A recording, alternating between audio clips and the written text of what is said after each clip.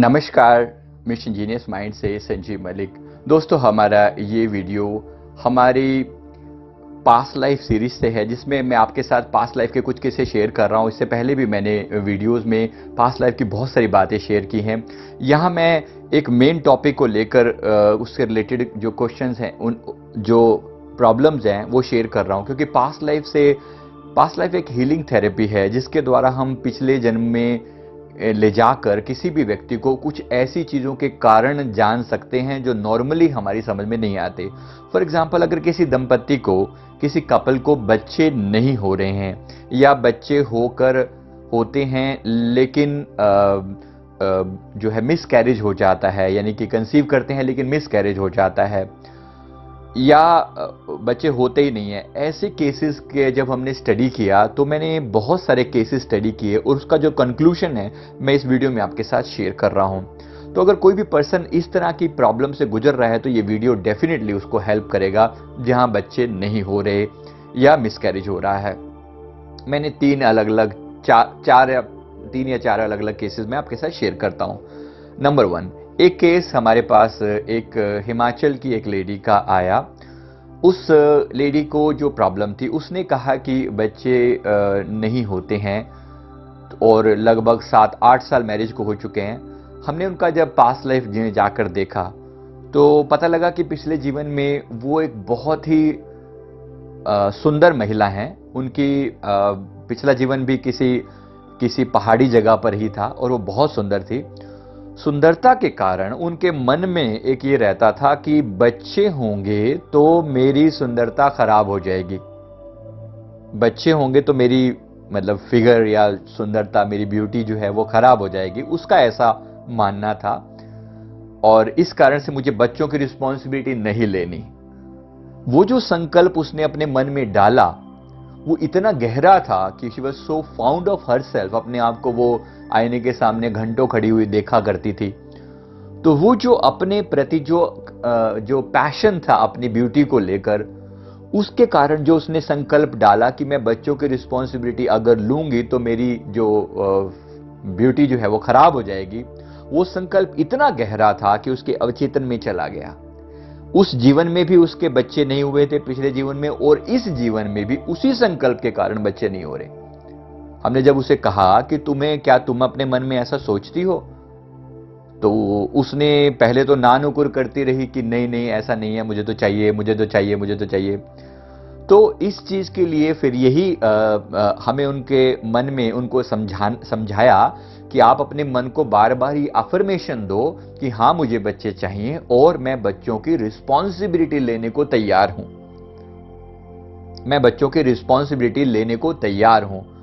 तो इस चीज को जब उन्होंने अपने मन में डाला, बार बार ये बात दोहराई कि हाँ मैं बच्चों की रिस्पॉन्सिबिलिटी लेने को तैयार हूं, मैं बच्चों की रिस्पॉन्सिबिलिटी लेना चाहती हूं, I love to have children.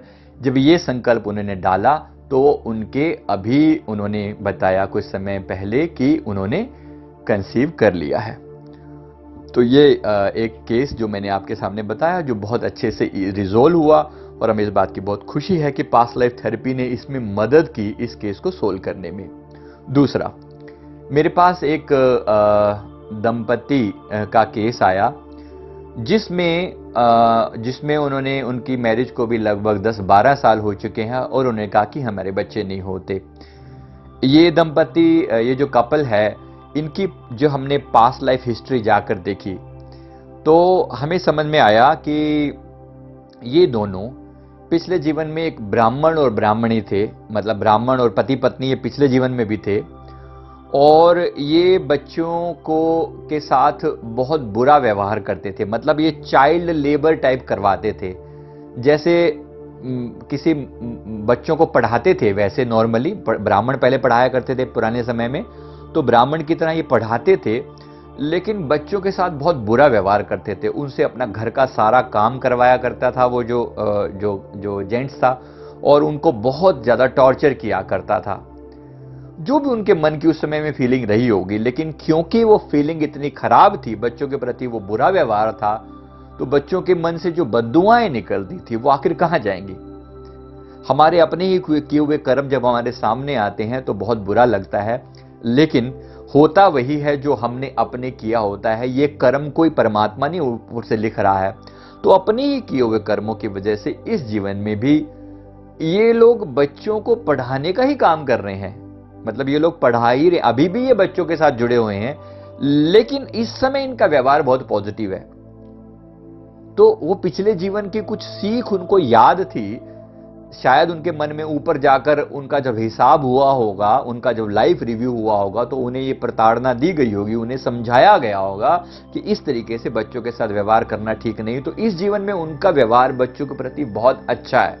वो अभी भी बच्चों को घर पे ट्यूशन पढ़ाते हैं और यही उनका मेन काम है, और उसमें उनको बहुत अच्छा रिस्पॉन्स भी मिलता है। लेकिन इस समय उनका व्यवहार बहुत अच्छा है। मोस्टली मैंने ये पाया है कि व्यवहार जो है बच्चों के प्रति, जो मोस्टली एक जीवन में जब आप कुछ बहुत नेगेटिव करते हैं और ऊपर जाकर जब उसकी सजा मिलती है, तो अगले जीवन में आप उस क्षेत्र में बहुत संभले हुए होते हैं। इसका मतलब यही है कि अगर आपका व्यवहार इस आज के समय में बहुत अच्छा है, तो बिल्कुल इस बात की संभावना है कि पिछले जीवन में आपने बहुत कुछ ऐसा गलत किया होगा जिसकी आपको सजा मिली होगी, और फिर आप आज उस चीज को लेकर बहुत ज्यादा प्रिकॉशियस हैं।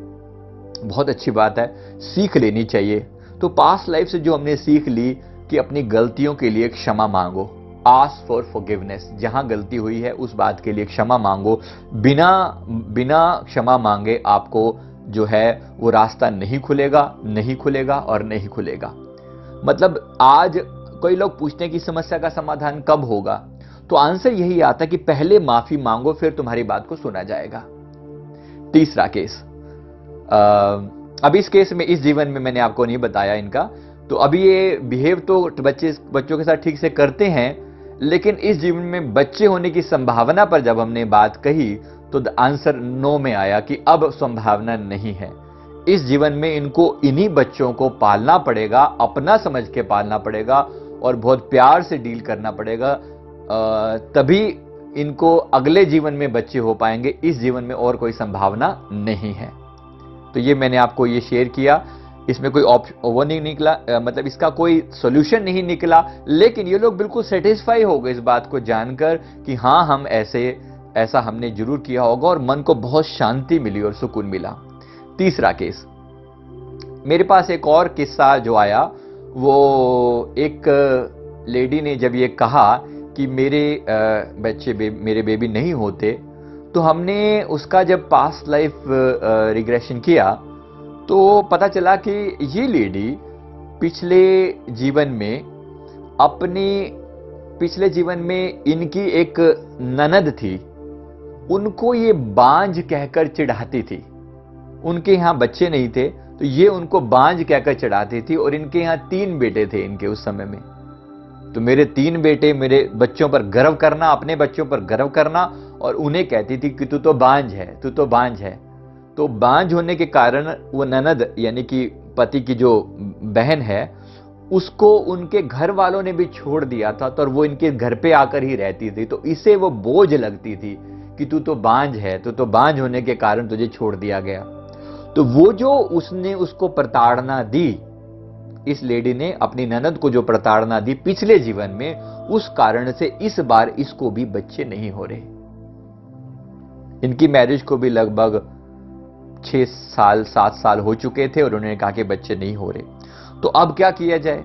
अब एक ही तरीका है, उस लेडी की सोल लेवल पर माफी मांगी जाए। अगर वो जो ननद थी इस जीवन में मौजूद होती किसी ना किसी रूप में, तो उससे माफी डायरेक्टली भी मांगी जा सकती थी, बट ऐसा नहीं है, वो इस जीवन में उसके नहीं है। तो उसको बोला कि तुम उसकी सोल लेवल पर उससे माफी मांगो। ये प्रोसेस लगभग 21 दिन तक लगातार करना है। तो प्रोसेस यही था कि मैंने जो भी तुम्हें प्रताड़ना दी,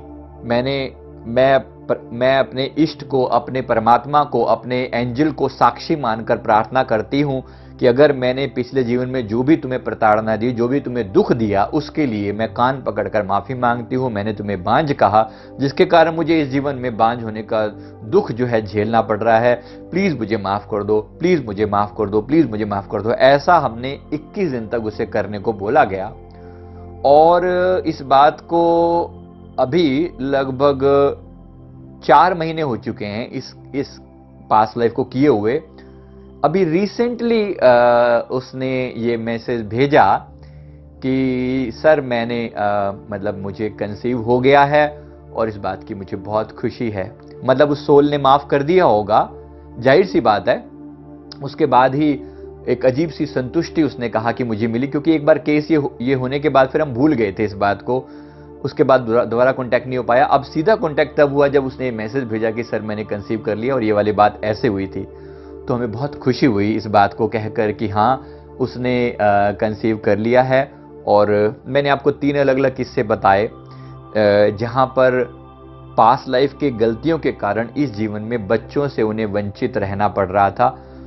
एक और केस जो मैं एक छोटा सा शेयर कर रहा हूं, उसमें वो जो है वो लेडी, इसी जीवन की घटना है ये। इस जीवन में वो उसको जो है मिस कैरेज हो रहा था। मिस कैरेज मतलब बच्चे होते हैं मतलब कंसीव करती और गर्भ में ही बच्चा जो है वो मर जा रहा था। ऐसा 3 बार हुआ। तो अब उसके लिए जो मैसेज आया था, हमने उसके मन में ये था कि मेरी जो देवरानी है उसको बेबी नहीं है, उसको बच्चे नहीं हैं, तो वो मुझ पर टूना टोटका करती है और वो नहीं चाहती कि मेरे यहां पर बच्चे हों। ऐसा उसने अपने मन में डाला हुआ था। तो हमें ये बोला गया कि इसको बोलो कि हे प्रभु, प्रार्थना करे ये परमात्मा से, अपने एंजल से, अपने इष्ट से प्रार्थना करे कि हे प्रभु मुझे बच्चे हों, इससे पहले इसको संतान दो और उसके बाद मुझे देना।